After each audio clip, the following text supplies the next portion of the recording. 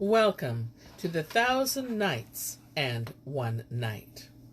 Now, when it was the 541st night, she said, "It hath reached me, O auspicious king, that Sindbad the Seaman said, when they took me of my country, I questioned them of theirs, and they told me that they were of various castes, some being of Shakira, who were the noblest of their caste, and neither opposes nor offer violence to any or other Brahmins, of folk who abstain from wine, but live in delight and solace and merriment, and own camels and horses and cattle. Moreover, they told me that the people of India are divided into 72 castes, and I marveled at this with exceeding marvel. Amongst other things that I saw in King Moran's dominion was an island called Casil, wherein all night is heard the beating of drums and tabrets.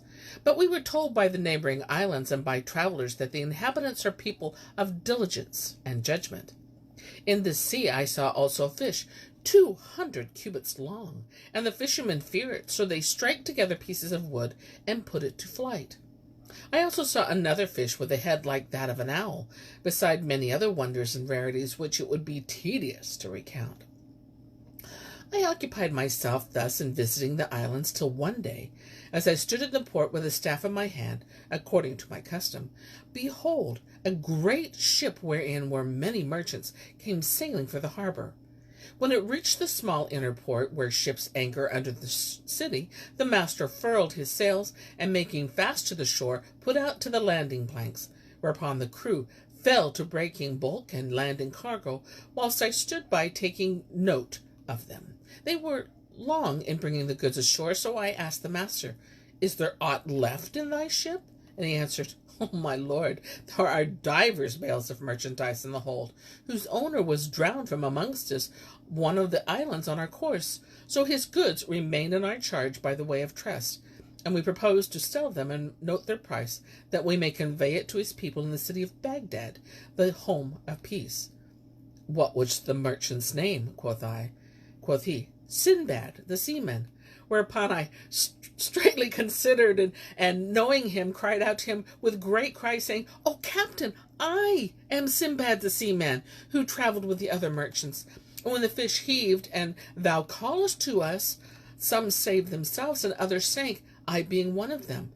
But Allah Almighty threw in my way a great tub of wood of those of the crew had used to wash withal, and the winds and the waves carried me to this island. Why, by Allah's grace, I fell in with King Moran's grooms, and they brought me hither to the king their master. When I told him my story, he entreated me with favor, and made me his harbor master. And I have prospered in his service, and found acceptance with him. These bales, therefore, are mine, the goods which God hath given me." And Shahrazad perceived the dawn of the day, and ceased to say her permitted say. Now, when it was the 542nd night, she continued, "It hath reached me, O auspicious king, that when Sindbad the Seaman said to the captain, 'These bales are mine, the goods which Allah hath given me,' the other exclaimed, 'There is no majesty, and there is no might save in Allah, the glorious, the great. Verily, there is neither conscience nor good faith left among men.' Said I, 'O Ras, what mean these words, seeing that I have told thee my case?' And he answered, 'Because thou heardest me say that I have with me goods whose owner was drowned, thou thinkest to take them without right. But this is forbidden by law to thee. For we saw him drown before our eyes, together with many other passengers, nor was one of them saved. So how canst thou pretend that thou art the owner of the goods?' 'O captain,' said I, 'listen to my story, and give heed to my words, and my truth will be manifest to thee, for lying and leasing are the letter marks of the hypocrites.' Then I recounted to him all that had befallen me since I sailed from Baghdad with him to the time when we found the fish island, where we were nearly drowned. And I reminded him of certain matters which had passed between us, whereupon both he and the merchants were certified of the truth of my story, and recognized me, and gave me joy of my deliverance, saying, 'By Allah, we thought that thou hadst escaped drowning, but the Lord hath granted thee new life.' Then they delivered my bales to me, and I found my name written thereon, nor was aught thereof lacking. So I opened them, and making up a present for the King Marjan of the finest and costliest of the contents, caused the sailors carry it up to the palace, where I went into the king, and laid my present at his feet, acquainting him with what had happened, especially concerning the ship and my goods. Whereat he wondered an exceeding wonder, and the truth of all that I had told him was made manifest to him. His affection for me redoubled after that, and he showed me exceeding honor, and bestowed on me a great present in return for mine. Then I sold my bales and what other matters I owned, making a great profit of them, and bought me other goods and gear of the growth and fashion of the island city. When the merchants were about to start on their homeward voyage, I embarked on board the ship all that I possessed, and going into the king, thanked him for all his favors and friendships, and craved his leave to return to my own land and my friends. He farewelled me, and bestowed on me a great store of the country's stuff and produce, and I took leave of him and embarked. Then we set sail and fared on nights and days by the permission of Allah Almighty, and fortune served us and fate favored us, so that we arrived in safety at Bassorah city, where I landed, rejoiced at my safe return to my natal soil. After a short stay, I set out for Baghdad, the house of peace, with store of goods and commodities of great price. Reaching the city in due time, I went straight to my quarter and entered my house, where all my friends and kinfolk came to greet me. Then I bought me eunuchs and concubines, servants and negro slaves, till I had a large establishment. And I bought me houses and lands and gardens, till I was richer and in better case than before, and returned to enjoy the society of my friends and familiars more assiduously than ever, forgetting all I had suffered of fatigue and hardship and strangerhood, and even peril of travel. And I applied myself to all manner of joys and solace and delights, eating the tastiest and daintiest viands, and drinking the most delicious wines, and my wealth allowed this state of things to endure. This, then, is the story of my first voyage, and tomorrow, inshallah, I will tell you the tale of the second of my 7 voyages, saith he who telleth the tale.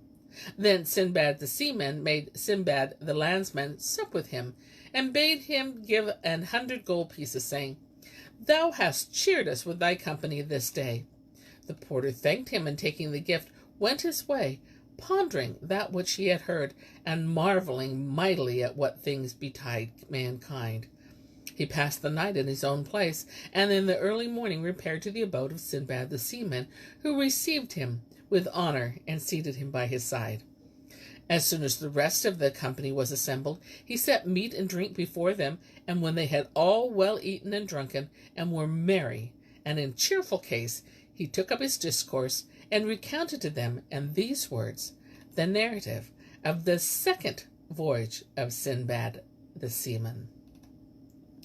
Know, O my brother, that I was living a most comfortable and enjoyable life in all solace and delight, as I told you yesterday.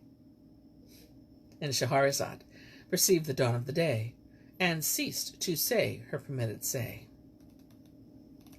Now, when it was the 543rd night, she continued, It hath reached me, O auspicious king, that when Sinbad the seaman's guests were all gathered together, he bespake them. I was living a most enjoyable life until one day my mind became possessed with the thought of traveling around the world of men and seeing their cities and islands, and a longing seized me to traffic and to make money by trade. Upon this resolve I took a great store of cash, and buying goods and gear fit for travel, bound them up in bales. Then I went down to the river bank, where I found a noble ship, and brand new, about to sail, equipped with the sails of fine cloth, and well mannered and provided. So I took passage in her with a number of other merchants, and after embarking, our goods were weighed, anchored the same day. Right fair was our voyage, and we sailed from place to place and from isle to isle, and whenever we anchored we met a crowd of merchants and notables and customers, and we took to buying and selling and bartering. At last, destiny brought us to an island, fair and verdant, and trees abundant, with yellow ripe fruits luxuriant, and flowers fragrant, and birds warbling soft descant, and streams crystalline and radiant, but no sign of man to show to the descrier. No, not a blower of the fire. The captain made fast with us to the island, and the merchants and sailors landed and walked about, enjoying the shade of the trees and the songs of the birds, then chanted the praises of the one, the victorious, and marveling at all the works of the omnipotent king. I landed with the rest, and sitting down by a spring of sweet water that welled up among the trees, took out some vivers I had with me, and ate of that which Allah Almighty had allotted unto me. And so sweet was the zephyr, and so fragrant were the flowers, that presently I waxed drowsy, and lying down in that place was soon drowned in sleep. When I awoke, I found myself alone, for the ship had sailed and left me behind, nor had one of the merchants or sailors bethought himself of me. I searched the island right and left, and found nothing there, neither man nor jinn.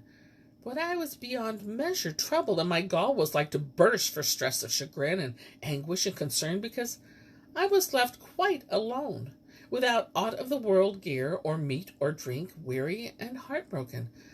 So I gave myself up for lost, and said, not always does the crock escape the shock. I was saved the first time by finding one who brought me from the desert island to an inhabited place, but now there is no hope for me. Then I fell to weeping and wailing, and gave myself to an excess of rage, blaming myself for having again ventured upon the perils and hardships of voyage, when as I was at my ease in mine own house and in my own land, taking a pleasure with good meat and good drink and good clothes, and lacking nothing, neither money nor goods. And I repented me of having left Baghdad, and this the more after all the travails and dangers I had undergone in my first voyage, wherein I had so narrowly escaped destruction, and exclaimed, verily, we are Allah's, and unto him we are returning. I was indeed even one mad and gin-struck, and presently I rose and walked about the island right and left, and every whither, unable for trouble to sit or tarry in any one place. Then I climbed a tall tree, and looked in all directions, but saw nothing save sky and sea, and trees and birds and isles and sand. However, after a while my eager glances fell upon something great white thing afar off in the interior of the island. So I came down the tree, and made for that which I had seen. Behold, it was a huge white dome rising high in the air in a vast compass. I walked all around it, but I found no door thereto, nor could I muster strength or nimbleness by reason of its exceeding smoothness and slipperiness. So I marked the spot where I stood, and went round about the dome to measure its circumference, which I found 50 good paces. And as I stood casting about how to gain an entrance, the day being near its fall, and the sun being near the horizon, behold, the sun was suddenly hidden from me, and the air became dull and dark. Methought a cloud had come over the sun, but it was the season of summer. So I marveled at this, and lifting my head, looked steadfastly at the sky, when I saw that the cloud was none other than an enormous bird of gigantic girth, and inordinately wide of wing, which as it flew through the air veiled the sun and hid it from the island. At this sight my wonder redoubled, and I remembered a story. And Shahrazad perceived the dawn of the day, and ceased to say her permitted say.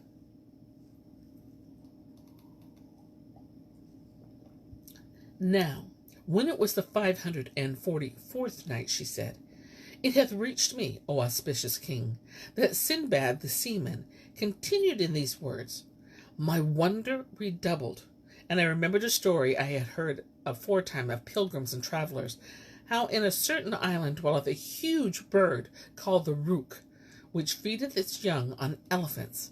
And I was certified that that dome which caught my sight was none other than a rook's egg.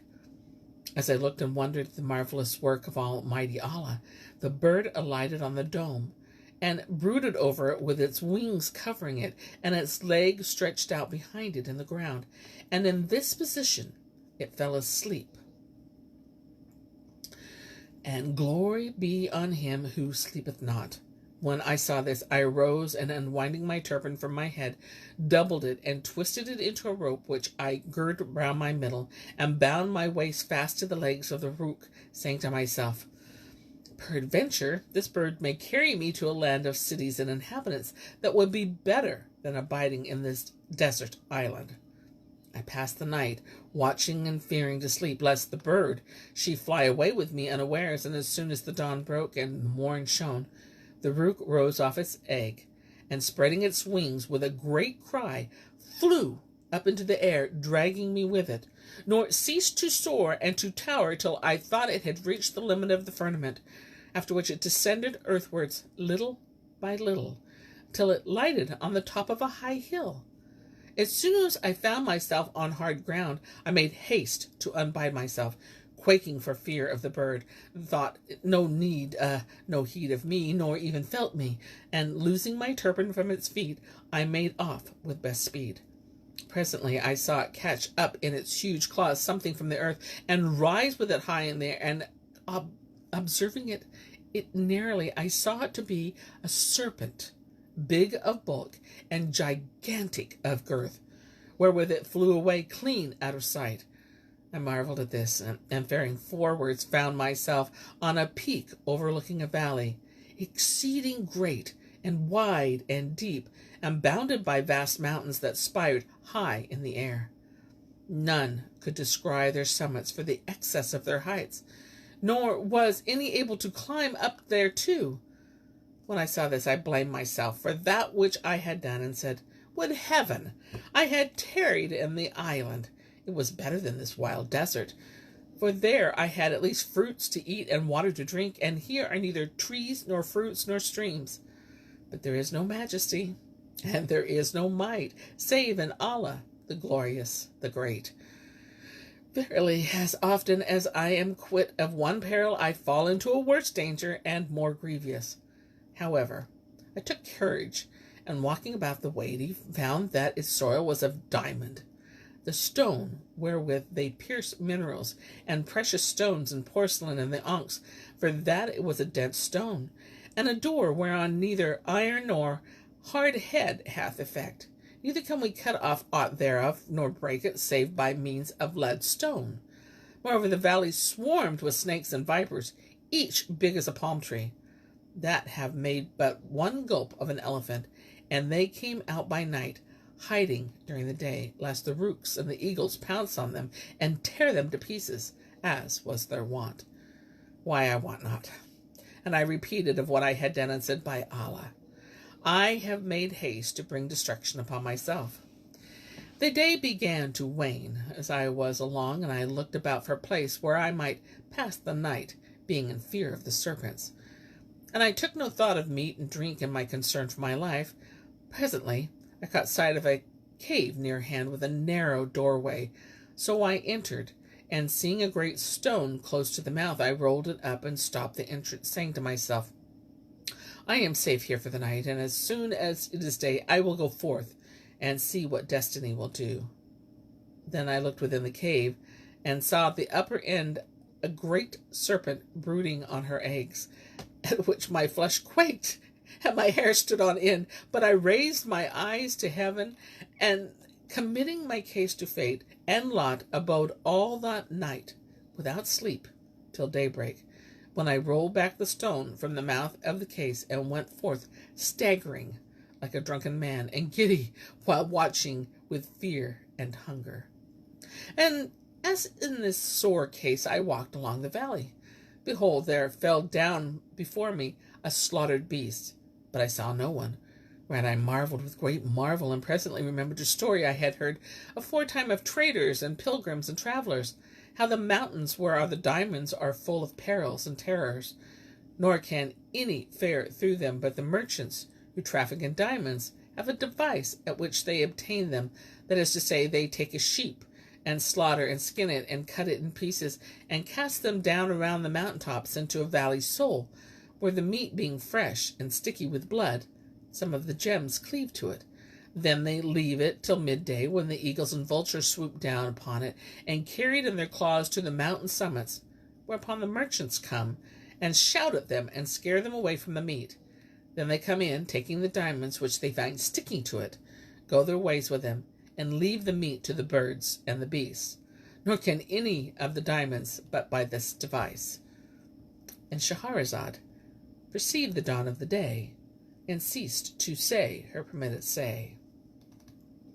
Now, when it was the 545th night, she said, It hath reached me, O auspicious king, that Sindbad the Seaman continued his relation of what befell him in the mountain of diamonds, and informed them that the merchants cannot come at the diamonds save but by the device aforesaid. So when he saw the slaughtered beasts fall, he pursued. And bethought me of the story, I went up to it, and filled my pockets, and shawl, girdle, and turban, and the folds of my clothes, with the choicest of diamonds. And as it was thus engaged, down fell before me another great piece of meat. Then when my unrolled turban, and lying on my back, I set the bit on my breast, so I was hidden by the meat, which was thus raised above the ground. Hardly had I gripped it when the eagle swooped down upon the flesh, and seizing it with his talons, flew up with it high in the air, and me clinging thereto, and ceased not its flight till it alighted on the head of one of the mountains, where, dropping the carcass, he fell to rending it. But behold, there arose behind them a great noise of shouting and clattering of wood, whereat the bird took flight and flew away. Then I loosed off myself the meat, with clothes daubed with blood thereon, and stood up by its side. Whereupon up came the merchant, who had cried out at the eagle, and seeing me standing there, bespoke me not, but was affrighted at me, and shook with fear. However, he went up to the carcass, and turning it over, found no diamonds, striking to it, whereat he gave a great cry, and exclaimed, Here, O my disappointment! There is no majesty, and there is no might, save in Allah, with whom we seek refuge from Satan the stoned. And he bemoaned himself, and beat hand upon head, saying, Alas, the pity of it! How cometh this? Then I went down to him, and said to him, Who art there, and what causeth thee to come hinder? And I, Fear not, I am a man, and a good man, and a merchant. My story is a wondrous, and my adventure marvellous, and the manner of my coming hither is prodigious. So be of good cheer. Thou shalt receive of me what shall rejoice thee, for I have with me great plenty of diamonds, and I will give thee thereof what shall suffice thee. For each is better than aught thou couldst get otherwise. So fear nothing.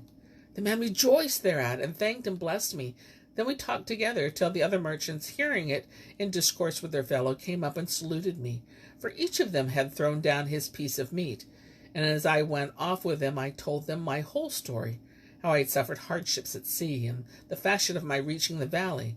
But I gave the owner of the meat a number of the stones I had by me, so they all wished me joy of my escape, saying, By Allah, a new life hath been decreed to thee, for none ever reached yonder valley and came off thence alive before thee. But praised be Allah for thy safety. We passed the night together in a safe and pleasant valley, beyond measure rejoiced in my deliverance from the valley of the serpents, and my arrival in an inhabited land. And on the morrow we set out and journeyed over the mighty range of mountains, seeing many serpents in the valley, till we came to a fair great island, wherein was a garden of huge camphor trees, under each of which 100 men might take shelter. When the folk had a mind to get camphor, they bore into the upper part of the hole with a long iron, whereupon the liquid camphor, which is the sap of the tree, floweth out, and they catch it in vessels, where it concreteth like gum. But after this the tree dieth, and becometh firewood. Moreover, there is in this island a kind of wild beast called a rhinoceros, that pastureth, as do steers and buffaloes with us. But it is a huge brute, bigger of body than a camel, and like it feedeth upon the leaves and twigs of the trees. It is a remarkable animal, with a great and thick horn, 10 cubits long, middleward in its head, wherein when a cleft in twain is the likeness of a man. Voyagers and pilgrims and travelers declare that this beast, called Carchedon, will carry off a great elephant on its horn, and graze about the island and the sea-coast therewith, and take no heed of it, till the elephant dieth, and its fat melteth in the sun, runneth down into the rhinoceros's eyes, and blindeth him, so that he lieth down on the shore. Then comes the bird Rook, and carrieth off both the rhinoceros and that which is on its horn, to feed its young withal. Moreover, I saw in this island many kinds of oxen and buffaloes, whose like are not found in our country. Here I sold some of the diamonds which I had by me for the gold dinars and silver dirhams, and bartered others for the produce of the country, and loading them upon beasts of burden, fared on with the merchants from valley to valley and town to town, buying and selling and viewing foreign countries and the works and creatures of Allah, till we came to Basra city, where we abode a few days, after which I continued my journey to Baghdad. And Shahrazad perceived the dawn of the day, and ceased to say her permitted say. And so do I cease my tale for the day, until it be morrow.